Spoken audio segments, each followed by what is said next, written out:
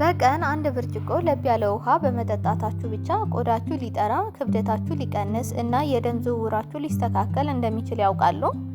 ብዙዎቻችሁ ቀዝቃዛ ውሃን ትመርጣላችሁ፣ ነገር ግን ሰውነታችሁ የሚለምናችሁ ለብ ያለ ውሃን እንድትጠጡ ነው። በዛሬ ፕሮግራማችን ለብ ያለ ውሃን ለጤናችን ለሚሰጠውን ጥቅም በዝርዝር እናያለን። ቻናሉ አዲስ ነው፣ ሰብስክራይብ እየሆናችሁ ቤተሰብ ሁኑ፣ ቀጣይ ቪዲዮዎች እንዲደርሷችሁ ማለት ነው። አሁን ወደ ፕሮግራሙ እንሄዳለን። ምሳ በልተው ሲጨርሱ ቀዝቃዛ ውሃ በመጠጣት ላይ ኖት? ያን እያደረጋችሁ ከሆነ የፈሰሰ ቅቤ ላይ በረዶ የመጨመር ያህል ይቆጠራል። ሆዶ ውስጥ ኮንክሪት እንዲሰራ ካልፈለጉ በስተቀር ለብ ያለ ውሃን ይምረጡ። የምታገኙትም ጥቅም የምግብ መፈጨትን ያፋጥናል፣ ቅባታማ ነገሮችን ያሟሟል። ለብ ያለ ውሃ በሆዶ ውስጥ እስካለ ድረስ ሁሉንም አጽድቶ በሰላም የሚያስተኛችሁ የቪአይፒ ጽዳት ሰራተኛ ነው ማለት ነው። ኪሎ ለመቀነስ ፈልጋችሁ ነገር ግን ጅም መሄድ አትፈልጉም፣ ሩጫ ሰልችቷችኋል። እንደዛ ከሆነ ለብ ያለ ውሃንና ሎሚን የቅርብ ጓደኛው ያድርጉ። የምታገኙት ጥቅምም የሰውነት ሙቀትን ለመጨመር፣ ሜታቦሊዝምን ያነቃቃል። ይህ ውሃ ስብን የሚያቃጥለው በንዴት ሳይሆን በሙቀት ነው። በቀን አንድ ብርጭቆ ለብ ያለ ውሃ ብትጠጡ ስቦን ስማ እዚህ ቦታ ላንተ አይመችም ብሎ በለሰለሰ አንደበት እንደ ማባረር ይቆጠራል። ሌላው የቆዳ ውበት ነው። ፎቶሾፕ አሊያም ፊልተር አያስፈልግዎትም። ለብ ያለ ውሃ በመጠጣት የውስጥ ቆሻሻዎችን በላብ መልክ እንዲወጡ እንዲወገዱ ያደርጋል።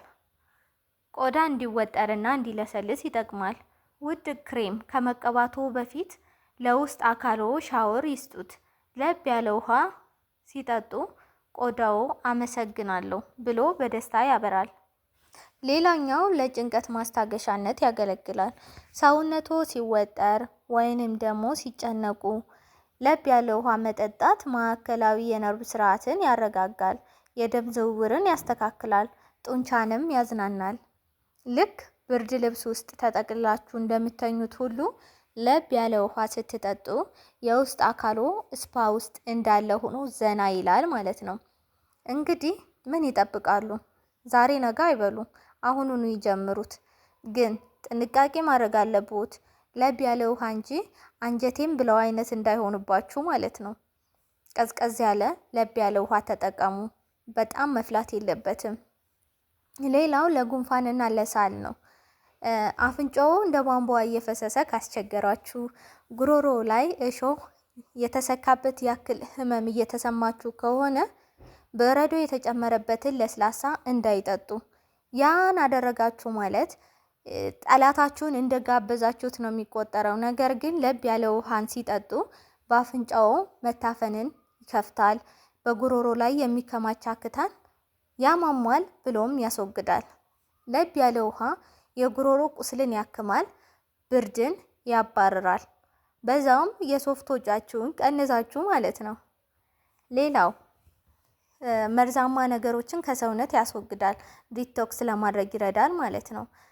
ለምሳሌ ትናንት ማታ ቺፕስ እና ፒዛ ስትበሉ አምሽታችሁ ዛሬ ከተጸጸታችሁ እንግዲያው የሰውነታችሁን ሙቀት በመጨመር በላብ እንዲወጣ የሚያደርገው ለብ ያለ ውሃ ብቻ ነው። ይህ መርዛማ ነገሮች እንዲወገዱ ይረዳል።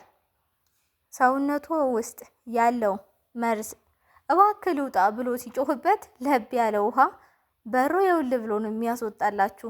የውስጥ አካልዎን በሳሙና መታጠብ አይችሉም አይደል? ስለዚህ ዲቶክስ አደረጋችሁት ማለት ለብ ባለ ውሃ እየጠጣችሁ ሰውነታችሁ ውስጡ እንዲጸዳ ማድረግ ትችላላችሁ ማለት ነው። ሌላው ለደም ዝውውር ነው። ጠዋት ሲነሱ ሰውነቶ ልክ እንደ አሮጌ መኪና እምቢ አልነሳም ካልዎት ሰውነቶ ከዛለ የደም ስሮችን በማስፋት የደም በሰውነት ውስጥ በነፃነት እንዲዘዋወር ደማችሁ በነፃነት ከሰውነታችሁ እንዲዘዋወር በማድረግ ለብ ያለ ውሃ በጣም አስፈላጊ ነው። ሌላው የዚህ ውሃ ጥቅም ለብ ያለ ውሃ በምጠጡበት ጊዜ ለወር አበባ ህመም እንደ ማስታገሻነት ይቆጠራል። ለሴቶች ይህ አስፈሪው ሰሞን ሲመጣ ሆዶን የሚቆርጠው ከሆነ ሆት ወተር ባግ ብቻ መጠቀም ጠቃሚ አይደለም። ውሃውንም ጠጡት እንጂ። ለብ ያለ ውሃ የማህፀን ጡንቻዎች ዘና እንዲሉ በማድረግ ህመሙን ይቀንሳል። ሌላው የጥርስ ጤናን ይጠብቃል። ቀዝቃዛ ውሃ ሲጠጡ ጥርሶ ልክ እንደ ኤሌክትሪክ ይነዝሮታል። ለካስ ጥርሶ ሴንሲቲቭ የሆነው በጸባዩ ሳይሆን በብርዱ ነው ማለት ነው። ለብ ያለ ውሃ ለጥርስና ለድድ በጣም ተስማሚ ነው። ጥርሶ ቀዝቃዛ ነገር ሲነካው እንደ እሳት የሚፈጆት ከሆነ በበረዶ ውሃ መጠቀም ይሻላል። ያ በጣም አሪፍና ፔኑን ሊያስታግስላችሁ የሚችል ነገር ነው።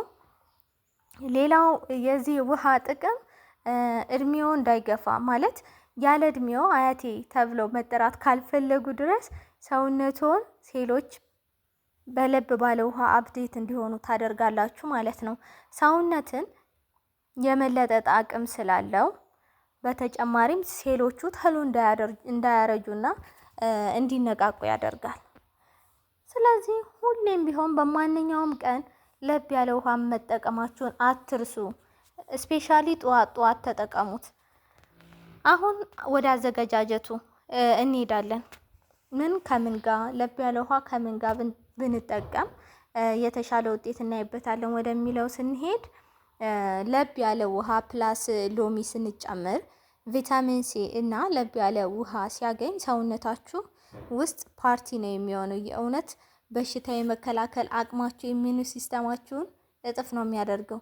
ጉንፋንና ቫይረሶች ወደ እርሶ ሊመጡ ሲሉ የሎሚ ሽታ ራቅ በሉ ነው የሚላቸው እና በቃ ጉንፋን በያዛችሁ ጊዜ ሎሚና ለብ ያለ ውሃ ተጠቀሙ። አሪፍ ነው በጣም። ሌላው ለብ ያለ ውሃን ከማር ጋር መቀላቀል ነው። ከሰዓት በኋላ ስራ አልቆ ከስራ መልስ እንቅልፍ ካላችሁ ቡና መጠጣት ምናምን ካሰኛችሁ ትኩስ ነገር በምትፈልጉበት ሰዓት ድካም ብላችሁ ለመነቃቃት ማለት ነው። ያንን ቡና ወይ ሻይ ከመጠቀም ይልቅ ለብ ያለ ውሃን ከማር ጋር ብትቀላቅሉት ተፈጥሯዊ ኃይልን ይሰጣል፣ ጉበትንም ያጸዳል። ይህ መጠጥ ለሰውነቶ ልክ እንደ ፓወር ባንክ ነው። ያለምንም ሳይድ ኢፌክት ፈገግታዎትን ያመጣል ማለት ነው። እና ለብ ያለ ውሃ ነው እንደማስጠንቀቂያ የምነግራችሁ።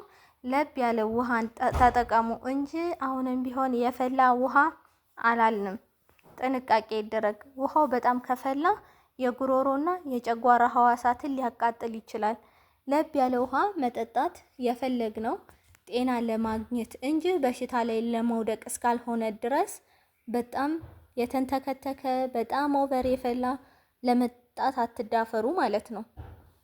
እና መቼ ነው መጠጣት ያለብን ስንል ጠዋት በባዶ ሆድ ከመተኛታችሁ ከ30 ደቂቃ በፊት ብትጠጡትና ወይም ደግሞ ምግብ ከበላችሁ ከ30 ደቂቃ በኋላ ብትጠቀሙት አሪፍ ለውጥ ነው የምታዩበት።